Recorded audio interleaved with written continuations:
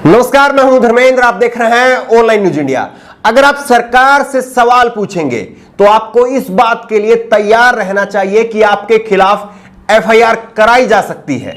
आप कहेंगे कि आप ये बात कैसे कह रहे हैं? हम ये बात इसलिए कह रहे हैं क्योंकि उत्तर प्रदेश के एक पूर्व आईपीएस सूर्य प्रताप सिंह के खिलाफ एक सवाल पूछने को लेकर के महज एक ट्वीट किया था उन्होंने, और उस ट्वीट में उन्होंने एक सवाल पूछा था। वो क्या ट्वीट था, क्या सवाल था, वो भी आपको बताएंगे। लेकिन एक ट्वीट को लेकर के, एक सवाल को लेकर के उनके खिलाफ योगी आदित्यनाथ की सरकार ने एफआईआर करा दी गई है। आपको बता दें कि सूर्य प्रताप सिंह पूर्व आईएएस रहे हैं, और ना केवल आईएएस रहे हैं बल्कि अपने आईएएस कैडर में सबसे ज्यादा पढ़े लिखे व्यक्ति रहे हैं। और ये एक ऐसे व्यक्ति रहे हैं, ऐसे आईएएस रहे हैं जिनके 25 साल के करियर में इनके 54 बार ट्रांसफर किए गए। इनकी ईमानदारी आप इसी से अंदाजा लगा लीजिए कि इनको एक जगह पर किसी की भी सरकार रही हो, क्योंकि 25 साल में सबकी सरकारें आई हैं और सबकी सरकारें गई हैं। जाहिर तौर पर सरकार को ऐसे अफसर खटकते हैं, इसीलिए कुछ बाहुबली नेता उनका ट्रांसफर करा देते हैं। यह बात आम है और इस बात को सब जानते हैं। तमाम ऐसे कई उदाहरण जो है वो सबने देखे हैं। सूर्य प्रताप सिंह के 54 बार ट्रांसफर किए गए। उनके 25 साल के कैरियर में उनके 54 बार ट्रांसफर किए गए, यानी कि लगभग औसत अगर देखें तो 6 महीने से भी कम समय में उनका कहीं ना कहीं से ट्रांसफर कर दिया जाता था। ऐसी ईमानदारी के साथ में उन्होंने अपने काम किए हैं। जाहिर तौर पर अपने वसूलों पर अड़े रहे, शायद इसी की वजह थी कि उनको इतने ट्रांसफर झेलने पड़े। लेकिन योगी आदित्यनाथ की सरकार ने पूर्व आईएएस सूर्य प्रताप सिंह के खिलाफ एफआईआर क्यों दर्ज करा दी, अब इस पर बात करते हैं। सूर्य प्रताप सिंह ने दरअसल मुख्य सचिव से एक ट्वीट के जरिए महज एक सवाल पूछने की गुस्ताखी की थी, और उसके बाद में उनके खिलाफ एफआईआर करा दी गई। अब उस ट्वीट को आपके सामने रखेंगे, उस सवाल को आप ध्यान से सुनना और पढ़ना कि आखिरकार इस सवाल में क्या ऐसा आपत्तिजनक लिखा हुआ है जिसको लेकर के उनके खिलाफ एफआईआर करा दी गई है। यह ट्वीट आपके सामने है। यह ट्वीट सूर्य प्रताप सिंह ने 9:32 पर 10 जून को किया था, और इस ट्वीट में सूर्य प्रताप सिंह ने लिखा था कि सीएम योगी की टीम 11 की मीटिंग के बाद क्या मुख्य सचिव ने ज्यादा कोरोना टेस्ट कराने वाले कुछ डीएम को हड़काया है कि इतनी तेजी क्यों पकड़े हो? क्या इनाम पाना है जो टेस्ट चिल्ला रहे हो? क्या यूपी के मुख्य सचिव स्थिति स्पष्ट करेंगे? यूपी की strategy no test no corona है। यह ट्वीट सूर्य प्रताप सिंह ने किया था। आपको लगता है कि कहीं से इस ट्वीट में सूर्य प्रताप सिंह ने ऐसी कोई बात लिखी है जिसको लेकर के उनके खिलाफ एफआईआर दर्ज की जा सकती है? इस ट्वीट में कहीं पर आपको कुछ ऐसा नजर आता है? उन्होंने एक नौकरशाह होने के नाते, एक पूर्व नौकरशाह होने के नाते दरअसल सरकार से सवाल करते हुए पूछा था, मुख्य सचिव से पूछा था कि ऐसी खबरें आ रही है, ऐसी कहीं से उनको जानकारी मिली है कि मुख्य सचिव ने अपनी मीटिंग के बाद में जो डीएम लगातार टेस्ट कर रहे हैं, टेस्ट की संख्या बढ़ा रहे हैं, उनको हड़काया है।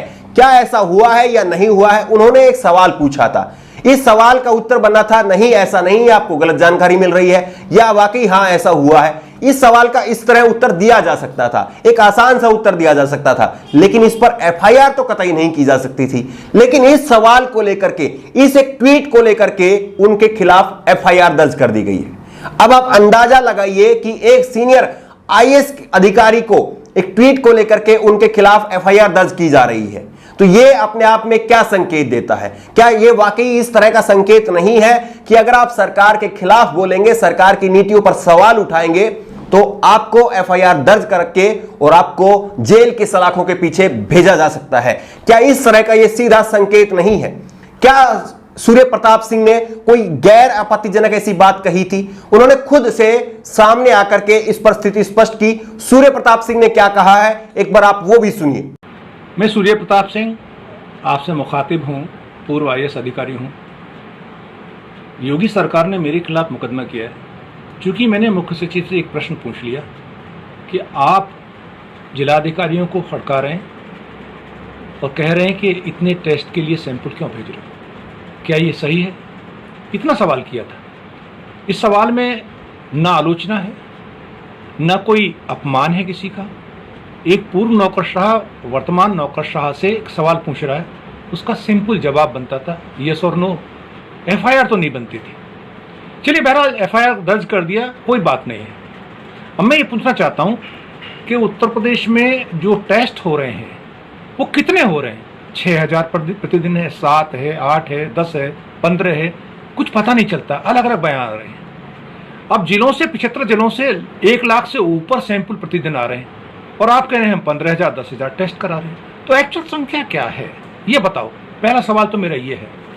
दूसरा सवाल मेरा ये है कि जब माननीय मुख्यमंत्री जी ने स्वयं कहा कि 75%, 50%, 25% जो प्रवासी मजदूर हैं वो जो यूपी में आए हैं, चाहे वो 25 लाख हैं, 30 लाख हैं, उनमें संक्रमित लोग हैं, तो उनके टेस्ट क्यों नहीं करा रहे हो? क्यों उनको मरने पे छोड़ रहे हैं आप लोग?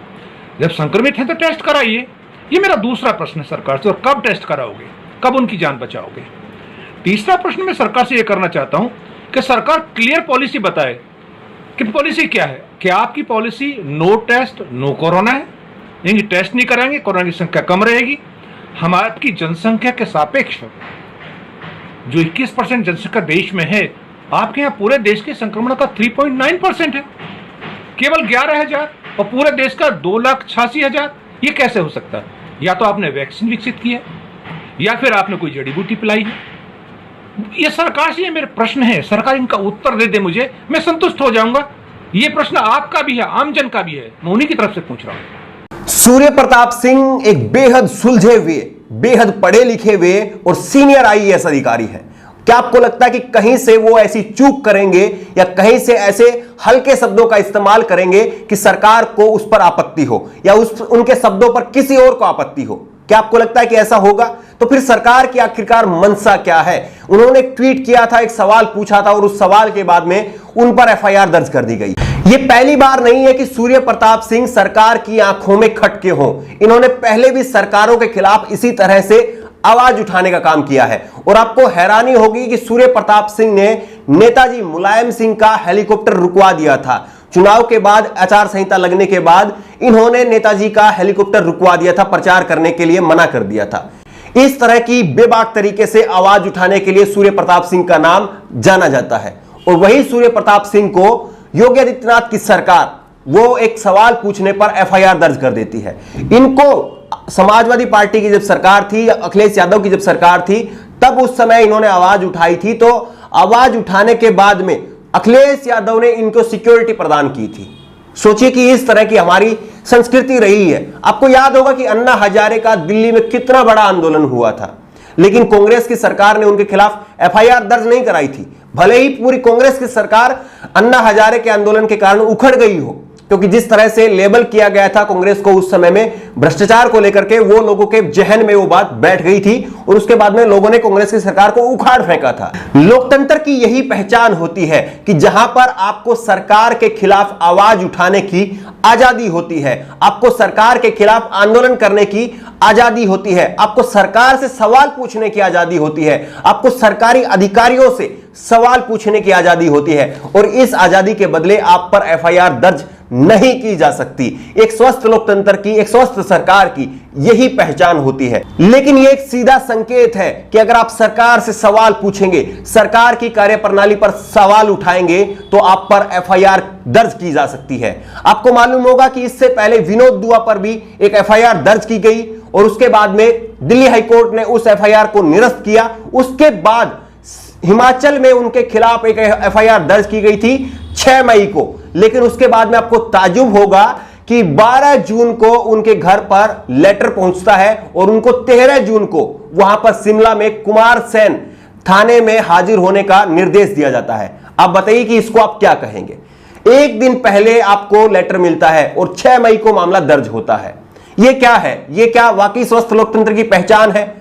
और आपको यह भी जानना जरूरी है कि जिस तरह से अन्ना हजारे का पूरा आंदोलन हुआ, तो उस समय में सरकार ने इस तरह का कोई भी जो है एफआईआर दर्ज अन्ना हजारे के खिलाफ नहीं कराई थी।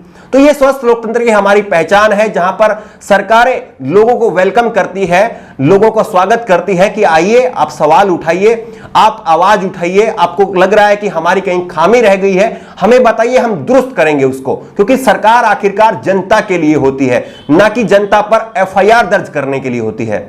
लेकिन कहा यह भी जा रहा है कि सूर्य प्रताप सिंह को निशाना इसलिए बनाया गया है क्योंकि वो लगातार 69,000 शिक्षकों की भर्ती का धांधली का मुद्दा उत्तर प्रदेश में उठा रहे थे योगी आदित्यनाथ की सरकार के खिलाफ। 69,000 शिक्षकों की भर्ती धांधली का मुद्दा उठा रहे थे, इसीलिए उनको निशाने पर वो पहले से सरकार के थे और इस पर अब जो है उनके खिलाफ एफआईआर दर्ज की गई है। बातें खबरें जो है वो इस तरह की भी सामने आ रही है। बहरहाल आप बताइए कि आपको लगता है कि कहीं से इसको जायज ठहराया जा सकता है जिस तरह की कार्रवाई उत्तर प्रदेश की सरकार, योगी आदित्यनाथ की सरकार ने की है? आपकी राय क्या है? नीचे कमेंट बॉक्स में अपनी राय जरूर दें और इसी तरह की तमाम खबरों के लिए ऑनलाइन न्यूज इंडिया को सब्सक्राइब करें। धन्यवाद। इस खबर को अभी लाइक करें, शेयर करें और ऑनलाइन न्यूज इंडिया की सभी खबरें अपने मोबाइल फोन पर सबसे पहले देखने के लिए अभी चैनल को सब्सक्राइब करें और घंटी जरूर दबाएं।